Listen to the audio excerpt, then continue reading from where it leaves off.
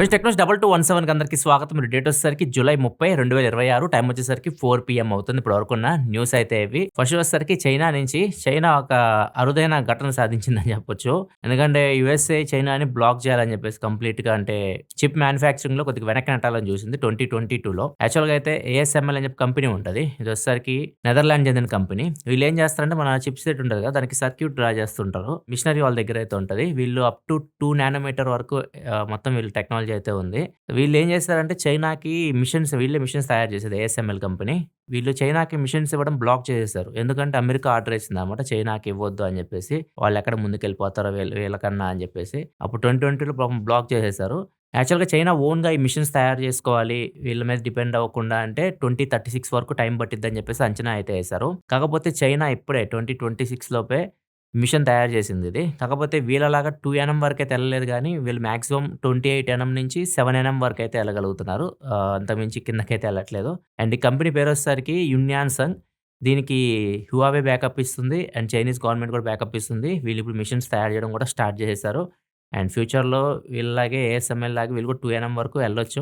USA చైనాని ఎంత stop చేయాలని చూస్తున్నా గానీ, వాళ్ళు ఓన్‌గా డెవలప్ చేసుకుంటూనే ఎళ్తున్నారు. నెక్స్ట్ మనం గూగుల్ నుంచి గూగుల్ పిక్సెల్ 11 ప్రోని టీజ్ చేస్తుంది. అండ్ దీని బ్యాక్ సైడ్ చూస్తే ఒక చిన్న ఆర్‌జీబీ లైట్ అయితే కనిపిస్తుంది. ఈ లైట్ మనకి కాల్స్ వచ్చినప్పుడు, నోటిఫికేషన్ వచ్చినప్పుడు బ్లింక్ అవుతూ ఉండొచ్చు. దీని గురించి ఇంకా ఎగ్జాక్ట్‌గా ఇన్ఫర్మేషన్ ఇవ్వలేదు. దీనికి పిక్సెల్ గ్లో అని చెప్పేసి ఒక ఆప్షన్ కూడా ఇచ్చారు సెట్టింగ్స్‌లో. పిక్సెల్ గ్లో అని చెప్పేసి ఒకటి కనిపించింది మనకి. సో, పిక్సెల్ 11 ప్రోలో మనం ఈ ఆర్‌జీబీ లైట్ అయితే బ్యాక్ సైడ్ చూడొచ్చు. అంతేకాకుండా గూగుల్ ఇంకొక చేంజ్ కూడా తీసుకొస్తుంది గూగుల్ పేలో. గూగుల్ పేలో ఇప్పుడు మనం స్పెండ్ చేస్తుంటాం కదా మనీ. దానికి జెమినైని అటాచ్ చేయబోతుంది. మీరు ఎక్కడెక్కడ ఎంతెంత స్పెండ్ చేస్తున్నారో జెమినై చూసి మీరెక్కడ వేస్ట్ ఖర్చులు పెడుతున్నారు, ఎక్కడ మీరు సేవ్ చేయొచ్చు, ఈ డబ్బులు మీరు ఎస్ఐపి చేస్తే బెటరు, ఇక్కడ స్పెండ్ చేయడం కంటే ఇట్లా మీకు కొన్ని సలహాలైతే ఇస్తుంటది. దీన్నైతే గూగుల్ టెస్ట్ చేస్తుంది గూగుల్ పేలో జెమినైని ఇంటిగ్రేట్ చేయడానికి. నెక్స్ట్ వచ్చేసరికి ముందు డీల్ ఆఫ్ ద డే చూసుకుంటే ఏసర్ ల్యాప్‌టాప్ ఒకటి ఇంటెల్ కోర్ 7 ప్రాసెసర్‌తో వస్తుంది. 16 జీబీ ర్యామ్, 512 జీబీ ఎస్ఎస్‌డీతో వస్తుంది.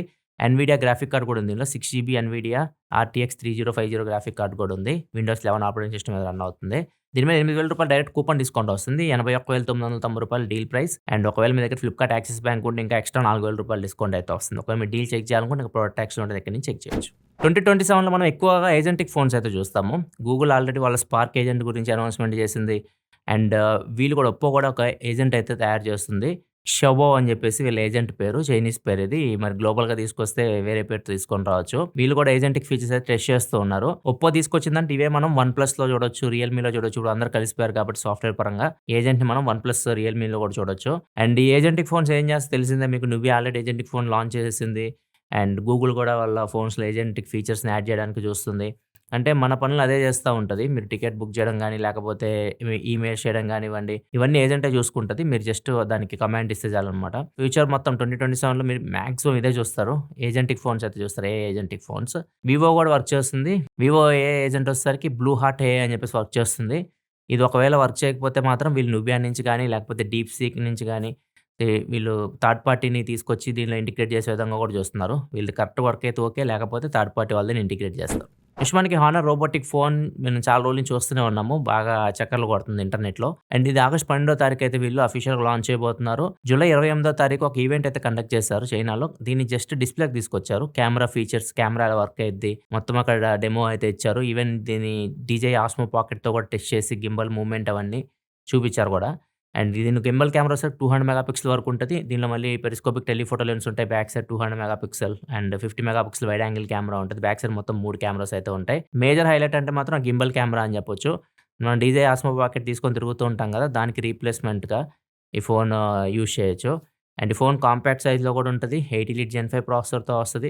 అండ్ గింబల్ కెమెరాతో వస్తుంది. ఆగస్ట్ 12వ తారీఖు దీన్ని అఫీషియల్‌గా చైనాలో లాంచ్ చేయబోతున్నారు. సేమ్ ఆగస్ట్ 12వ తారీఖు గ్లోబల్‌గా గూగుల్ పిక్సెల్ ఫోన్స్ కూడా లాంచ్ చేస్తుంది. Pixel 11, 11 pro, 11 pro XL, 11 pro fold ఇవన్నీ మనం ఎక్స్‌పోర్ట్ చేయొచ్చు 12వ తారీఖు. నెక్స్ట్ మనకి యాపిల్ నుంచి యాపిల్ ఎన్విడియా అని మార్కెట్ క్యాప్‌లో సర్పాస్ అయింది. $5 ట్రిలియన్ అయితే టచ్ చేసింది. మళ్ళీ కొద్దిగా కిందకైతే వచ్చింది. ఇంతకుముందు ఎన్విడియా ఫస్ట్ ప్లేస్‌లో ఉండేది. ఇప్పుడు యాపిల్ ఫస్ట్ ప్లేస్‌లో కనిపిస్తుంది. సెకండ్ ప్లేస్‌లో ఎన్విడియా కనిపిస్తుంది. మేజర్‌గా ఎక్కువ మంది ఎందుకు వస్తున్నారంటే యాపిల్‌కి ఇన్వెస్టర్స్ iOS 27లో ఇప్పుడు ఏఐ ఫీచర్స్ కూడా కొన్ని యాడ్ చేస్తున్నారనమాట. ఇంతకుముందు ఏఐ చాలా బ్యాక్ ఉండేది. వీళ్ళు జెమినైతో పార్ట్నర్‌షిప్ తీసుకోవడం, మొత్తం ఏఐ చేంజ్ చేయడం, ఏఐ ఫీచర్స్ iOS 27 మీరు వీడియో చూస్తే మీకే అర్థమైపోతది. చాలా చేంజెస్ అయితే చేశారు. సో, అది మేబీ ఇన్వెస్టర్స్‌ని అట్రాక్ట్ చేస్తుంటది. అండ్ అంతేకాకుండా యాపిల్ ఫ్యూచర్ ప్రాజెక్ట్స్ ఉన్నాయి కదా! ఏఐ గ్లాసెస్ మీద వర్క్ చేస్తుంది. ఇట్లా చాలా ప్రొడక్ట్సే తీసుకొని రాబోతుంది. అందుకే కొంచెం యాపిల్ మీద ఇన్వెస్టర్స్ మొగ్గు చూపి వాళ్ళు దానిలో ఇన్వెస్ట్ అయితే చేస్తున్నారు. మార్కెట్ క్యాప్ అయితే పెరిగింది. యూనివర్సిటీ ఆఫ్ కేంబ్రిడ్జ్ సైంటిస్టులు ఒక మెడిసిన్ అయితే కనుక్కున్నారు. ఈ మెడిసిన్ ఏం చేస్తదంటే మన బాడీలో మైక్రో ప్లాస్టిక్స్ ఉంటాయి కదా! మనం వాటర్ బాటిల్స్ నుంచి వాటర్ తాగినా గానీ, లేకపోతే నాన్ స్టిక్ కుక్‌వేర్ నుంచి వండినా గానీ కొన్ని మైక్రో ప్లాస్టిక్స్ అయితే మన బాడీలోకి అయితే ఎళ్తూనే ఉంటాయి. వాటిని బయటికి తీసుకురావడానికి ఈ క్యాప్సూల్ అయితే ఉపయోగపడిద్ది. సో, చాలామంది మైక్రో ప్లాస్టిక్స్ వల్ల క్యాన్సర్ బారిన పడుతుంటారు. కొంతమంది గట్ హెల్త్ పాడైపోతూ ఉంటది. కొంతమంది లివర్ పాడైపోతుంటది. ఇట్లా చాలా ప్రాబ్లమ్స్ అయితే ఫేస్ చేస్తున్నారు. దీనికోసం ఈ మెడిసిన్ తయారు చేసినట్టు వీళ్ళు చెప్తున్నారు. మెడిసిన్ పేరొచ్చేసరికి Chi601 అని పెట్టారు. అండ్ దీనిలో ఏముంటదంటే దీనిలో లాక్టోబాసిల్లస్ ఫర్మెంటమ్ అని చెప్పేసి ఒక బ్యాక్టీరియా అయితే ఉంటది. ఈ బ్యాక్టీరియా మైక్రో ప్లాస్టిక్స్ ఉంటాయి మన బాడీలో వాటిని బయటకి తీసుకురావడానికి హెల్ప్ చేస్తదని చెప్తున్నారు. ప్రెజెంట్ దీన్ని ఎలకల మీద టెస్ట్ చేస్తున్నారు. అండ్ ఫ్యూచర్‌లో మనుషుల మీద కూడా వదలొచ్చు. నెక్స్ట్ న్యూస్‌లోకెళ్ళే ముందు కామెంట్ ఆఫ్ ది డే చేసుకుంటూ రాహుల్ అడుగుతున్నారు. అన్న నాది OnePlus 11R display and back panel పగిలింది. రిపేర్ కాస్ట్ 17K అంటున్నారు. Is it good to repair or should I by a new mobile? ఒకవేళ న్యూ మొబైల్ అయితే 13 తీసుకుందాం అనుకుంటున్నా ఏమంటారు? 11R ఇప్పుడు ప్రెజెంట్ మీరు 17,000 పెట్టి రిపేర్ చేపించడం కూడా అనవసరం. సో, అది మీరు నార్మల్‌గా సెకండ్ హ్యాండ్‌లో అమ్మినా గానీ రూ. 20,000 కంటే ఎక్కువ మాక్సిమం రావు. 22,000 పాత ఫోన్ ఏదైతే ఉందో దాన్ని ఏమన్నా వాళ్ళు తీసుకుంటారా అని అడగండి. లేదు అంటే క్యాష్ ఫైలో రూ. 6,000-7,000 మధ్యలో అయితే వస్తాయి. దాన్ని ఇచ్చేసి ఏదైనా కొత్త ఫోన్ తీసుకోవడం బెటర్. కాకపోతే OnePlus 13 ఇప్పుడు ప్రైస్ పెరిగిపోయింది. రూ. 60,000 వెళ్ళిపోయింది. మొన్న సేల్‌లో తీసుకోవాల్సింది రూ. 49,000 అయితే వచ్చింది. మళ్ళీ ఫ్రీడమ్ సేల్ అట్లా వస్తున్నాయి కదా! చూడండి అప్పుడేమన్నా తక్కువకొస్తే అప్పుడు తీసుకోవచ్చు. నెక్స్ట్ మనకి రష్యా టెలిగ్రామ్ సీఈఓని ఏకంగా టెర్రరిస్ట్ లిస్ట్‌లో చేర్చేసింది. మోస్ట్ వాంటెడ్ లిస్ట్ ఉంటది కదా! దానిలో అయితే చేర్చేసింది. ఎందుకంటే టెలిగ్రామ్ సీఈఓకి వీళ్ళు చాలా సార్లు హెచ్చరికలు జారీ చేశారన్నమాట. వీళ్ళకి రష్యాకి, ఉక్రెయిన్‌కి వార్ జరుగుతుంది కదా! ఉక్రెయిన్ వాళ్ళు టెలిగ్రామ్‌ని టెర్రరిస్ట్ యాక్టివిటీస్‌కి యూజ్ చేస్తున్నారు. బాట్స్ ఉన్నాయి చాలా దీనిలో. చాలా అకౌంట్స్ కూడా వీళ్ళు రిపోర్ట్ చేశారన్నమాట రష్యా వాళ్ళు. వాటన్నిటిని టెలిగ్రామ్ అయితే బ్యాన్ చేయట్లేదు. అందుకని చెప్పేసి టెలిగ్రామ్ సీఈఓని ఏకంగా వాంటెడ్ లిస్ట్‌లో చేర్చేశారు.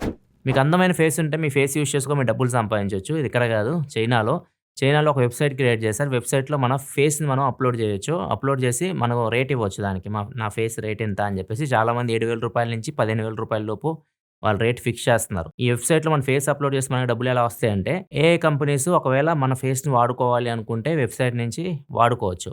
వాళ్ళ మోడల్స్‌లో గానీ ఎలా అయినా దీన్ని యూజ్ చేసుకోవచ్చు. యూజ్ చేసుకున్నందుకు మనం ఏదైతే రేట్ ఫిక్స్ చేస్తున్నామో మన ప్రొఫైల్ అప్‌లోడ్ చేసేటప్పుడు మన ఫేస్‌కి ఆ రేట్ మనకి చెల్లించాల్సి ఉంటదనమాట. ఎన్ని సార్లు యూజ్ చేస్తే అన్ని సార్లు చెల్లించాల్సి ఉంటది. ఇట్లా ఇది వర్క్ అయిద్ది. ఇట్లా చైనాలో ఒక వెబ్‌సైట్ అయితే క్రియేట్ చేశారు. దీనివల్ల కూడా డబ్బులైతే సంపాదిస్తున్నారు ఫేస్ యూజ్ చేసి. ఫ్రీ ఫైర్ తెలిసిందే చిన్న చిన్న పిల్లలు ఆడుతూ ఉంటారు. చాలామంది దాని లోపల స్కిన్స్ అవన్నీ కొనడానికి పేరెంట్స్ దగ్గర కూడా డబ్బులు కాజేశారు. ఇవన్నీ మనం వింటూనే ఉన్నాం. పేరెంట్స్ పక్కన పెట్టండి. రోడ్ల మీద పోయే వాళ్ళ డబ్బులు కూడా కాజేస్తున్నారు పిల్లలు. ఈ అబ్బాయి మీకు స్క్రీన్ మీద కనిపిస్తున్నాడు కదా! ఈ అబ్బాయి ఒక లారీ ఎళ్తుంటే లిఫ్ట్ కోసం ఆపాడు. ఆపిన తర్వాత లోపలెక్కి కూర్చున్నారు. కూర్చున్న తర్వాత ఆ లారీ డ్రైవర్‌ని అడిగాడనమాట. మీ ఫోన్ నుంచి ఒక $200 మా ఫ్రెండ్‌కేయండి. వాడు కూడా ఇరుక్కుపోయాడు బ్యాక్ సైడ్. సో, వాడు కూడా రావడానికి హెల్ప్ చెప్పేసి ఆయనతో ఒక $200 వాడు వాళ్ళ ఫ్రెండ్‌కి ఏపిచ్చాడు. ఏపిచ్చినప్పుడు పిన్ కొట్టడం చూసాడు. యూపీఐ పిన్ కొట్టడం అయితే చూసాడు. తర్వాత అతను ఫోన్ అడిగాడు. ఫోన్ అడిగి గేమ్ ఉంటది కదా! ఫ్రీ ఫైర్ గేమ్ ఇన్‌స్టాల్ చేసేసి తన అకౌంట్‌తో లాగిన్ అయిపోయి దానిలో టాపప్ చేశాడనమాట డబ్బులు. యూపీఐ యూజ్ చేసి టాపప్ చేసేసాడు. ఒక రూ. 46,000 వరకు డబ్బులు ఆయన బ్యాంక్ అకౌంట్‌లోయి తన ఫ్రీ ఫైర్ ఐడీలో అయితే ఏసేసాడు. తర్వాత కొంచెం దూరం వెళ్ళిన తర్వాత వాళ్ళ ఫ్యామిలీ ఫోన్ చేసి కొద్దిగా డబ్బులేయమంటే అతను డబ్బులేస్తుంటే యూపీఐ చేస్తుంటే డబ్బులు ఎళ్ళట్లేదు. ఇతనికి డౌట్ వచ్చి పక్కకి ఆపాడు. పక్కకి ఆపితే ఇంక అందరూ పట్టుకొని అడిగారు. అడిగితే అప్పుడు చెప్పాడనమాట మనోడు ఏం చేశాడో. ఇట్లా యూపీఐ యూజ్ చేసి చాలా స్కామ్సే జరుగుతూ ఉంటాయి. మీ యూపీఐ పిన్ కొట్టేటప్పుడు కూడా చూసుకోండి. పక్కన ఎవరైనా ఉన్నారా లేదా ఎవరికైనా మీ ఫోన్ ఇచ్చేటప్పుడు మాత్రం చాలా జాగ్రత్తగా అయితే ఉండాలి మీరు. ఫోన్ ఎవరికి పడితే తెలియని వ్యక్తులకైతే మీ ఫోన్ అసలు ఇవ్వకండి. ఇప్పుడు ఎందుకంటే మన బ్యాంక్ డీటెయిల్స్ గానీ ఎవ్రీథింగ్ యూపీఐ ఒక్కటి చాలు మొత్తం స్కామ్‌లు చేయడానికి. ఇదే ఇప్పటివరకు న్యూస్ అయితే నచ్చితే లైక్ చేయడం మర్చిపోకండి. రీసెంట్ వీడియోస్ మన ఛానెల్‌లో వచ్చిన చెక్ చేయకపోతే ఇక్కడ కార్డ్స్‌లో వస్తుంది. ఇక్కడ నుంచి చెక్ చేసేయండి. మరిన్ని వీడియోస్ కోసం మన ఛానెల్ సబ్స్క్రైబ్ చేసుకొని ఫాలో అవుతుండండి. మళ్ళీ మనం రేపటి టెక్ న్యూస్‌లో కలుద్దాం. సెలవు. బాయ్.